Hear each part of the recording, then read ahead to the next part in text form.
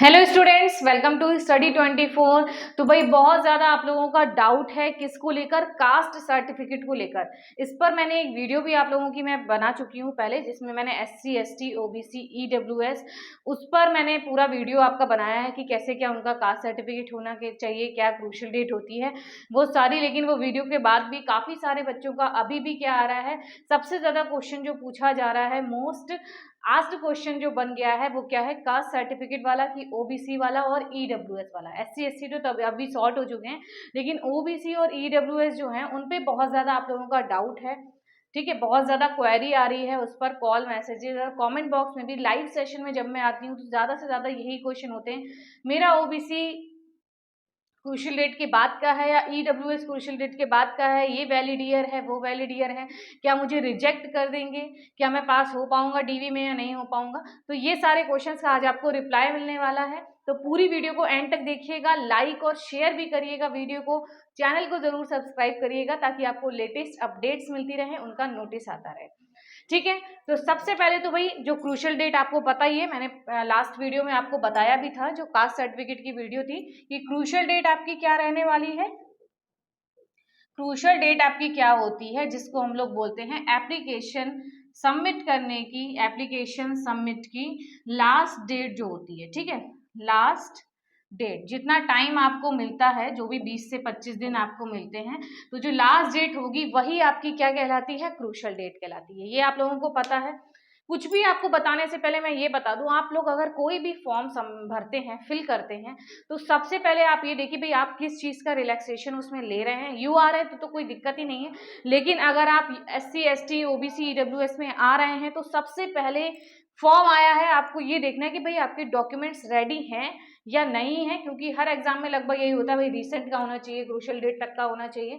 तो सबसे पहले अपने डॉक्यूमेंट्स चेक करिए, बाई चांस अगर आपका एप्रोप्रिएट नहीं भी है वो, तो जो 20 से 25 दिन का टाइम मिलता है ना, उसमें आपका बन जाएगा। देखिए 15-20 दिन में आपकी जो भी चीजें हैं वो कंप्लीट हो जाती हैं, बन जाती हैं, तो इतना टाइम आपको सफिशिएंट मिलता है। तो सबसे पहले आप लोग अपने डॉक्यूमेंट्स देखा करिए, सबसे ज्यादा OBC EWS SC ST की मैं बात कर रही हूँ, ताकि आपको आगे कभी भी DV में कोई प्रॉब्लम ना हो। ठीक है, फिर चलिए शुरू करते हैं कि भाई OBC EWS कौन सी डेट का होना चाहिए।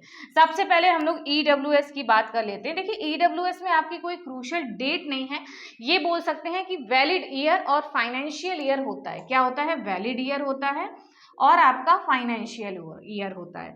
वैलिड ईयर की अगर मैं बात कर लूं, तो वैलिड ईयर आपका वो रहता है जिसमें जैसे आपका जो फॉर्म आया था वो कब आया था, जैन या फेब में आया था ना, ये 2023 वाला, और ये आपका कैसा है, अप्रैल से पहले का है। ठीक है, आपको पता है फाइनेंशियल ईयर आपका क्या होता है, 1 अप्रैल से 31 मार्च आपका चलता है। ठीक है, वो आपका फाइनेंशियल ईयर होता है। तो यानी कि इसमें आपका जो वैलिड ईयर लगने वाला है ना, वो 22 और 23 लगेगा। ठीक है, क्या लगेगा, 2022 और 23, क्योंकि 23 यहाँ पे खत्म हो जाएगा 31 मार्च को। तो ये जो वैकेंसी आ गई आपकी 2022-23 वैलिड ईयर आपका इसमें रखेंगे। फाइनेंशियल ईयर 1 साल पहले का रख लीजिए, क्या होता है वो 21-22। ठीक है, 21-22 फाइनेंशियल ईयर और 22-23 वैलिड ईयर होता है। तो ये तो आपकी बात हो गई EWS सर्टिफिकेट की, वो आपका क्या होना चाहिए, वहां पर वैलिड ईयर 22-23 होना चाहिए और फिर आपका फाइनेंशियल ईयर 21-22 होना चाहिए। ठीक है, EWS हो गया। OBC की अगर हम लोग बात करें तो भाई OBC में आपका क्या होता है, क्रूशियल डेट होता है। क्रूशियल डेट से पहले का आपका बना होना चाहिए, 3 साल पहले का आपका चल जाता है OBC में। और एक और इम्पोर्टेंट बात भाई, सेंट्रल का होना चाहिए, स्टेट का। देखिए स्टेट का है तो आपको जो SSC ने जो फॉर्मेट दे रखा है ना, MTS के नोटिस में जो आपका नोटिफिकेशन आया था उसमें जो फॉर्मेट दे रखा है, उस फॉर्मेट में आप अपना बनवा लीजिए सेंट्रल का। ठीक है, सेंट्रल का वैलिड होगा आपका, इसमें SSC में स्टेट है तो वो भी लेके चले जा सकते हैं।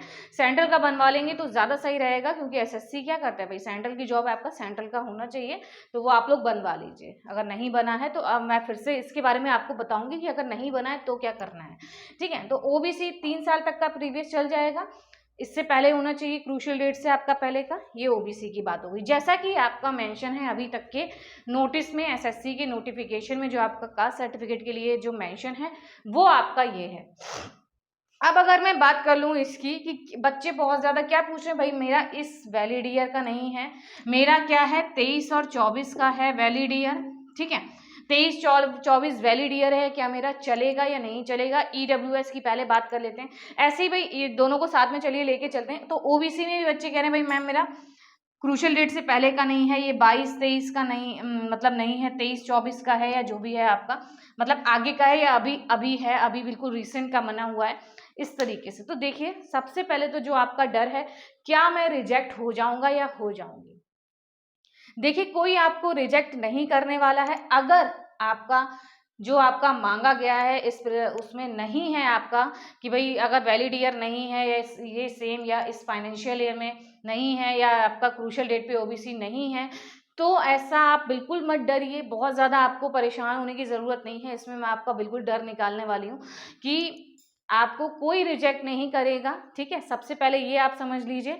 देखिए रिजेक्ट वही होता है जो फ्रॉड होता है। जैसे कि आप लोगों ने विदहेल्ड वाला देखा होगा, विदहेल्ड कैंडिडेट्स जो हैं उसमें आपके कुछ जेन्युइन भी हैं भाई, जिनका बायोमेट्रिक नहीं मैच कर रहा है, कुछ आपके 1-2 फ्रॉड भी हो सकते हैं। तो उन फ्रॉड को पकड़ने के लिए भी विदहेल्ड में रख दिया गया है उनको। तो जो फ्रॉड है वो बच के नहीं जाने वाले, जो जेन्युइन है उनका बिल्कुल रिजल्ट क्लियर हो जाना है विदहेल्ड वाले में, ठीक है। ऐसे ही इसमें भी है कि भाई इसलिए आपको ये सब क्राइटेरिया दिया जाता है कि बिल्कुल सही बच्चा होना चाहिए। अभी आप बना के जाएं, प्रीवियस का आपके पास कोई डेटा नहीं है तो क्या लगेगा भाई, ये तो यानी कि आप अगर OBC में नहीं है और फिर भी आप OBC का लेके जा रहे हैं, यानी कि आप फ्रॉड हैं। तो वो वाले जो कैंडिडेट हैं या जिनके बिल्कुल नकली का आपके डॉक्यूमेंट्स हैं या जो भी है आपका, वो बिल्कुल पकड़े जाने वाले हैं। तो प्लीज़ आप लोग मत जाइएगा या ऐसी चीज़ें मत करिएगा, क्योंकि आपको वहाँ पर कोई बेनिफिट नहीं मिलने वाला है, जॉब नहीं मिलने वाली, आपको वहीं से निकाल दिया जाएगा। तो उन्हें डरने की ज़रूरत है, आप लोगों को डरने की ज़रूरत नहीं है। एक जेन्युइन कैंडिडेट को डरने की ज़रूरत बिल्कुल नहीं है। जो OBC है या EWS है तो आपको डरने की ज़रूरत नहीं है। अगर आपका वैलिड ईयर में नहीं है, 23-24 है, तो मैं बता दूं आपको कि आपको रिजेक्ट नहीं किया जाएगा बिल्कुल। हाँ, ये एक और बात है कि वो डिपार्टमेंट पर भी बेस रहता है कि हर डिपार्टमेंट का अलग अलग, कि डिपार्टमेंट हो सकता है आपको कुछ टाइम दे दें, कुछ डेज का टाइम दे दें कि भाई ये हम तुम्हें इतने दिन दे रहे हैं, इसमें ये सही करा के लाओ, या जो भी उन्हें कुछ एरर दिखती है, या भाई एफिडेविट बनवा के लाओ, तो कुछ दिन का आपको टाइम दे सकते हैं। थोड़ा सा डिले हो जाएगा, बस ये होगा, ये नहीं कि आपको रिजेक्ट कर देंगे, क्योंकि आप एक जेन्युइन कैंडिडेट हैं, आप EWS में आते हैं, आप OBC में आते हैं, इसलिए आपको ऐसा नहीं निकाल दिया जाएगा, ठीक है। तो ये अगर 23-24 का है तो भी आपका चल जाएगा, बिल्कुल चल जाएगा। आपका सेंट्रल का होना चाहिए फॉर्मेट, वो भी चल जाएगा, ठीक है। और ऐसे ही OBC की बात कर लें, ये भी अगर आपका आगे का है, क्रूशल डेट का नहीं है, तो वो भी वो लोग मान सकते हैं। हो सकता है वो उनका वो है कि भाई अगर डिपार्टमेंट आपका एक्सेप्ट कर लेता है, अच्छी बात है। अगर वो कुछ कहते हैं कि आप कुछ 2-4 चेंजेस करा लीजिए या कुछ भी आपका एफिडेविट से रिलेटेड, तो आप बनवा के ले आइएगा, लेकिन आपको रिजेक्ट नहीं करेंगे वो, ठीक है। ये मैं आप लोगों को बता दे रही हूँ। दूसरी एक और बात, बच्चों ने मेरे पास नोटिस भी भेजा, मैंने भी देखा कि वो जो सीजीएल वाला नोटिस था और स्टेनो वाला एक है, उसमें आपको 1 साल का रिलैक्सेशन मिल गया है। ये जो DOPT होता है ना, DOPT, इन्होंने नोटिस निकाला था, तो इन्होंने क्या करा था, 1 साल का रिलैक्सेशन दे दिया है, यानी कि 23-24 कर दिया था उसको। तो हो सकता है DV से पहले आपका भी कोई ऐसा नोटिस आए कि उसमें 23-24 वाला वैलिड हो जाए, मतलब 1 साल का आपको भी रिलैक्सेशन दे दिया जाए। तो कोई ऐसा डरने वाली बात नहीं है। देखिए सीजल में भी ऐसा हुआ है, स्टेनो में भी हो सकता है, कोई MTS के लिए भी ऐसा कोई DB के लिए नोटिस आए, लेकिन अभी ऐसा कुछ नहीं है। लेकिन तो आपका यही वाला है, मतलब अभी इतना ही होना चाहिए आपका 22-23 का वैलिड ईयर। अगर नहीं है आपके पास, देखिए डॉक्यूमेंट्स बनवा लीजिए, अभी भी आपके पास टाइम है। अगर आपके बहुत पुराना हो गया है OBC या EWS, इसका नहीं है, तो 23-24 का ही बनवा लीजिए, फटाफट से उन्हें अपडेट कर दीजिए। कोई आपका पुराना हो उसको भी लेकर जाएं, नया वाला भी लेके चले जाइएगा, दोनों चीज़ें लेके चले जाइएगा। लेकिन ये जो आपका डर था रिजेक्शन वाला, ज़्यादातर बच्चे यही क्वेश्चन कर रहे थे कि मुझे निकाल दिया जाएगा, तो निकाला नहीं जाएगा। हाँ ये है, कुछ स्टे दे सकते हैं, पेंडिंग रख सकते हैं, कुछ आपसे डॉक्यूमेंट्स और मंगवा सकते हैं, एफिडेविट मंगवा सकते हैं, कुछ एरर है उसको सही करवा सकते हैं, उनके अकॉर्डिंग नहीं है तो वो जो भी आपको उपाय उसका सोल्यूशन बताएं वो आपको करना होगा। कुछ टाइम आपको दे सकते हैं, बाकी निकाला आपको नहीं जाने वाला है। तो सबसे पहले जो मैंने फर्स्ट टाइम आपको जो बात बोली थी कि भाई कभी भी आपका कोई फॉर्म आए तो अपने डॉक्यूमेंट्स चेक किया करिए, नहीं है तो उस 20 से 25 दिन में बनवा लीजिए, इतना टाइम आपको मिलता है। फॉर्म भरने के लिए, सबमिट करने के लिए इतने टाइम मिलता है, इसमें आपके सारे डॉक्यूमेंट्स रेडी हो जाएंगे, ठीक है। तो आई होप आपका ईडब्ल्यूएस और ओबीसी को लेकर जो डर है वो काफ़ी कम हो गया होगा, ठीक है।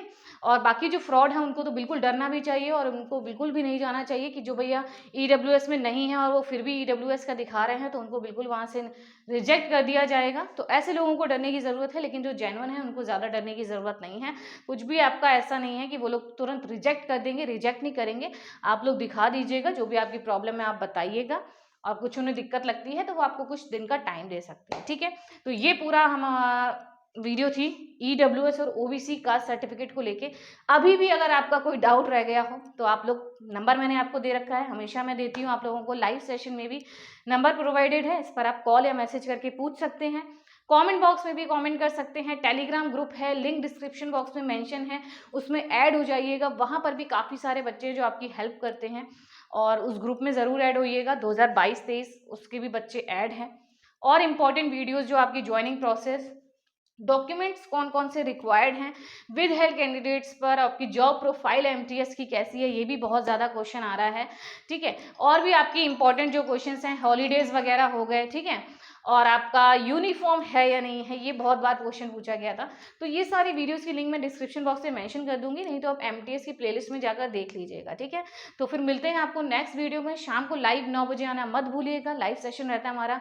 लाइव में हम लोग डिस्कशन करते हैं, आपके डाउट्स मैं क्लियर करती हूँ जितना मुझे इन्फॉर्मेशन होती है उतना, ठीक है। बाकी अभी भी आपका कोई डाउट रह जाए तो कमेंट करिएगा, कॉल भी कर सकते हैं।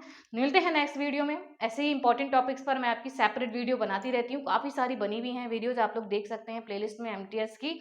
बाकी आप लोगों के क्वेश्चंस पर एक क्वेश्चन वीडियो मैंने बनाई थी टॉप 10 क्वेश्चंस वाली, वो भी देखिएगा। पार्ट 2 हो चुके हैं, यानी 20 क्वेश्चंस ऐसे हैं जो आप लोग बहुत ज़्यादा पूछ रहे हैं। ऐसे ही मैं आप लोगों के लिए उसका भी पार्ट लेके आती रहूँगी। बाकी ये जो आप लोग पूछते हैं उन पर मैं वीडियो बनाती हूँ ऑफलाइन, और लाइव में मिलते हैं फिर शाम को 9 बजे। तब तक देखते रहिए वीडियोस, चैनल को ज़रूर सब्सक्राइब करिएगा, वीडियो को लाइक और शेयर करिएगा अगर आपका डाउट क्लियर हो गया हो तो।